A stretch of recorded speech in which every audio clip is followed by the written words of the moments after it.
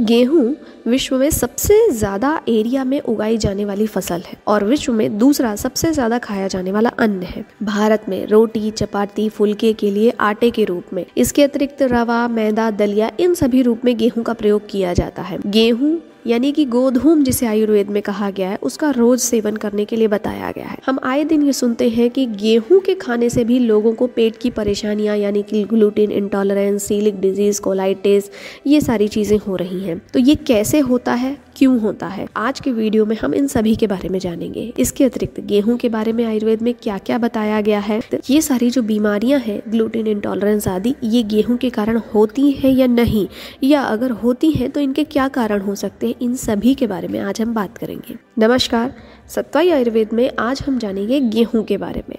गेहूं यानी कि व्हीट, जिसे गहू, गोदामेलू आदि नामों से भी जाना जाता है। संस्कृत और आयुर्वेद में इसे गोधूम कहा गया है। गेहूं हमारे देश में रबी की फसल है, यानी कि ये सितंबर अक्टूबर में बोया जाता है और मार्च के महीने तक इसे काट लिया जाता है। ज्यादातर ड्राई एरियाज में इसकी खेती की जाती है, स्पेशली यूपी, बिहार, राजस्थान, पंजाब, हरियाणा, जिन्हें की गेहूं का कटोरा, बाउल ऑफ व्हीट भी कहा जाता है, वहाँ इसकी खेती की जाती है। पर आपको ये जानकर हैरानी होगी कि गेहूं मूल रूप से भारत की फसल नहीं है। ऐसा माना जाता है कि 10,000 ईसा पूर्व फर्टाइल क्रिसेंट यानी कि जॉर्डन आदि देशों में घास के रूप में गेहूं की उत्पत्ति हुई। बाद में भोजन में उसका उपयोग देखकर इसे बहुत ज्यादा मात्रा में उगाया जाने लगा और उन्हीं लोगों के द्वारा लगभग 3,000 ईसा पूर्व गेहूं भारत में आया और आज भारत दुनिया में गेहूं उगाने वाला चौथे नंबर का देश है। वैदिक काल में पश्चिमी लोगों को यानी कि विदेशी लोगों को म्लेच्छ कहा जाता था और क्योंकि गेहूं पश्चिमी लोगों द्वारा देश में लाया गया था, इसी वजह से इसे म्लेच्छ भोजन भी कहा गया है। आयुर्वेद में गेहूं को गोधूम, महागोधूम, मधुली, नंदीमुख आदि इसके प्रकार बताए गए हैं। गेहूं का सेकंड ओरिजिन हिंदू कुश पर्वत और हिमालय के पास माना जाता है, जहां इसकी आजकल प्रचलित हेक्साप्लॉइड जो वैरायटी है जो उगाई जाती है हमारे पूरे देश में, उसका उदय हुआ। गेहूं के क्या क्या गुण होते हैं? गेहूं मधुर रस यानी कि थोड़ा सा मीठा सा होता है, शीत गुण होता है यानी ये शरीर में ठंडक बढ़ाता है, गुरु होता है यानी कि ये पचने में थोड़ा सा हैवी होता है, इसके अलावा ये स्निग्ध गुण वाला होता है, ये वात पित्त को हरने वाला यानी कि कम करने वाला और कफ को बढ़ाने वाला होता है, इसे बल्य यानी कि बल बढ़ाने वाला, संधियों के लिए लाभदायक यानी कि ज्वाइंट्स के लिए ये विशेष लाभदायक होता है, वृंघण होता है यानी कि वजन बढ़ाने वाला होता है, किसी भी व्यक्ति में बल को बढ़ाने वाला होता है, जीवनी होता है, वर्ण को अच्छा करने वाला होता है, यानी कि अगर ये शरीर में अच्छी प्रकार से पचता है तो ये शरीर का बल बढ़ाता है,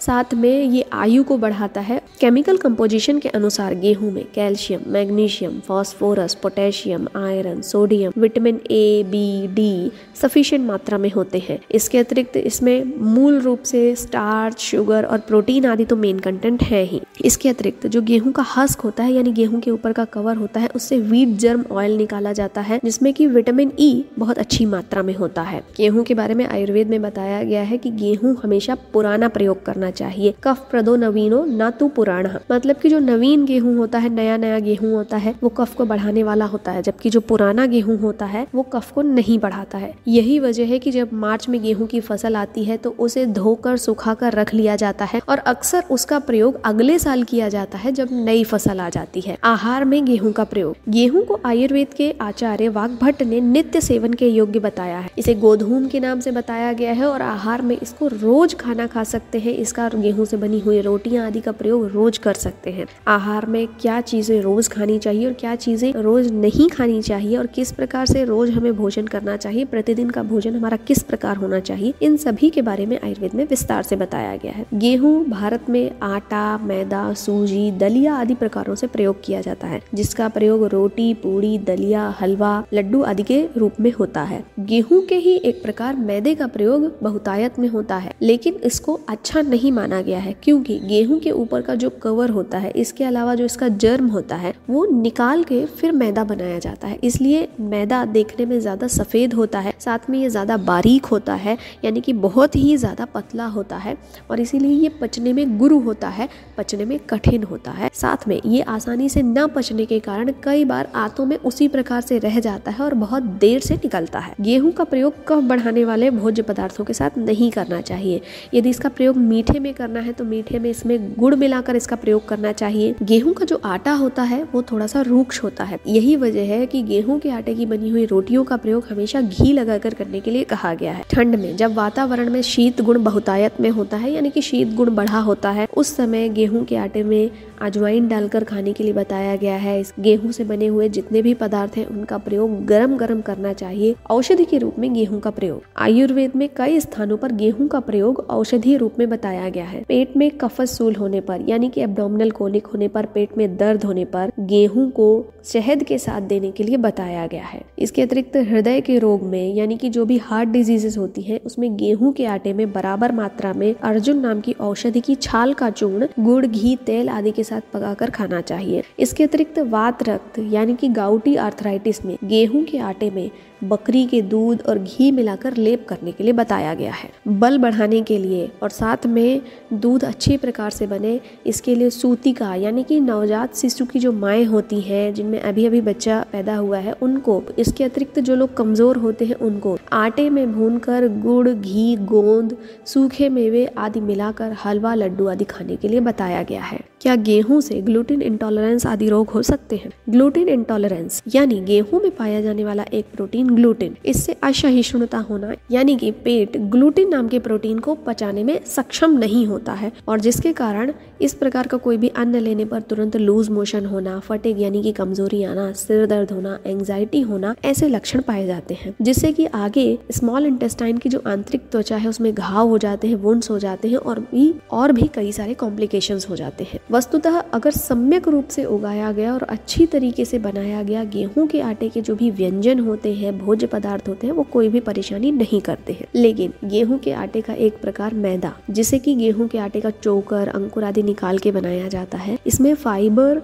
न के बराबर रह जाते हैं, इसलिए पचने में बहुत कठिन होता है और इसका जो ग्लाइसेमिक इंडेक्स होता है ये भी बहुत अधिक होता है, यानी कि इससे ग्लूकोज भी अधिक मात्रा में मिलता है, जिसके कारण ये शुगर के पेशेंट के लिए नुकसानदायक होता है। आजकल पराठे, नान, रुमाली रोटी आदि में इसी का प्रयोग किया जा रहा है। इसके अलावा ब्रेड, फास्ट फूड में भी मैदे का ही अधिक प्रयोग किया जाता है। यही कारण है कि इसके कारण पचन संबंधित समस्याएं लगातार बनी रहती हैं और कई बार लोगों को खाना पचने में परेशानी भी होने लगती है। साथ ही जो गेहूं से बने हुए पदार्थ होते हैं वो मूल भोजन होने के कारण उन्हें किसी भी विरुद्धाहार के साथ प्रयोग किया जाता है, जैसे कि मेयोनीज, दूध वाली चाय, क्रीम डालकर बनाई गई सब्जियां, पैकेज्ड फूड, फूड कलर्स, इन सभी का प्रयोग आटे के साथ या आटे से बने हुए व्यंजन के साथ किया जाता है। चीजें हैं ये कहीं ना कहीं हमारे जो इंटेस्टाइन है, आंत है, उसकी आंतरिक त्वचा में इन्फ्लेमेशन कर देती है, यानी कि सूजन ला देती है, जिसके कारण वहां पर कई बार खाना जो है पच नहीं पाता है। इसके बाद अंततः साधारण भोज्य पदार्थों को भी पचाने की क्षमता खत्म हो जाती है और ग्लूटेन से संबंधित कोई भी आहार लेने पर इस तरह के पेरिस्टाल्टिक मूवमेंट आते हैं, जिसकी वजह से लूज मोशन होता है, पेट में मरोड़ होते हैं। इसके अतिरिक्त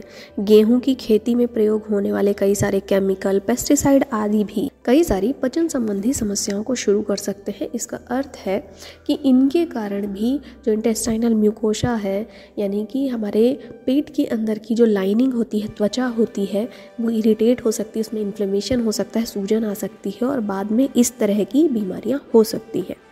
इसलिए अगर गेहूं मूल रूप से अच्छी तरीके से उगाया गया है, साथ में गेहूं के जो पदार्थ हैं वो चोकर युक्त आटे के या सूजी के या दलिया से बनाए गए हैं और अच्छी प्रकार से पकाकर बनाए गए हैं, तो वो किसी भी प्रकार से नुकसानदायक नहीं होते हैं। इसी प्रकार से सीलिक डिजीज या फिर कोलाइटिस, क्योंकि मैदे के पदार्थों का अधिक उपयोग होता है, इसके अलावा विरुद्ध आहार का प्रयोग होता है, जिसके कारण गेहूं खाने से भी त्वचा इरिटेट होती है, इन्फ्लेमेशन होता है, सूजन आती है और इस तरह की बीमारियां होती। हमने जाना कि गेहूं कब खाना चाहिए, पर कुछ ऐसी भी अवस्थाएं हैं जिनमें गेहूं नहीं खाना चाहिए। गेहूं मूल रूप से कफ को बढ़ाने वाला होता है, जिसके लिए हमने आपको बताया कि गेहूं के जो भी व्यंजन होते हैं उनको गरम गरम खाना चाहिए, साथ में उसमें स्निग्ध और पित्त बढ़ाने वाले जो आहार द्रव्य हैं उन्हें मिलाकर खाना चाहिए। इसलिए जिन अवस्थाओं में कफ बढ़ा रहता है या कफ के रोग होते हैं, वहाँ गेहूं के अतिरिक्त अन्य अन्न का प्रयोग करने के लिए बताया गया है, जैसे कि सर्दियों में जब वातावरण में ठंड बढ़ी रहती है तब बाजरा आदि उष्ण गुण वाले अन्न का प्रयोग करना अधिक लाभदायक है। इसके अलावा स्थूलता में यानी कि मोटापे को कम करने के लिए भी यव यानी कि बार्ले का प्रयोग करने के लिए बताया गया है। मधुमेह यानी प्रमेह, डायबिटीज मेलाइटस में भी यव का प्रयोग करने के लिए बताया गया है। गेहूं का प्रयोग ऐसी अवस्था में करने के लिए नहीं बताया गया है। सर्दी, जुखाम, अस्थमा, इन कंडीशंस में भी जो उष्ण अन्न होते हैं जैसे कि यव, बाजरा आदि वो ज्यादा लाभदायक होते हैं। गेहूं का प्रयोग देश और काल का ध्यान रखते हुए प्रतिदिन आटा, दलिया, सूजी आदि के रूप में करना अधिक लाभदायक होता है, क्योंकि आहार है जीवन का आधार। So eat right and stay healthy. उचित आहार लें, स्वस्थ रहे, निरोगी रहे। धन्यवाद। अपने प्रश्नों के लिए और आयुर्वेद के विषयों के बारे में और जानकारी प्राप्त करने के लिए हमें ज़रूर लिखें और हमसे जुड़े रहने के लिए हमारे चैनल को सब्सक्राइब करें। धन्यवाद।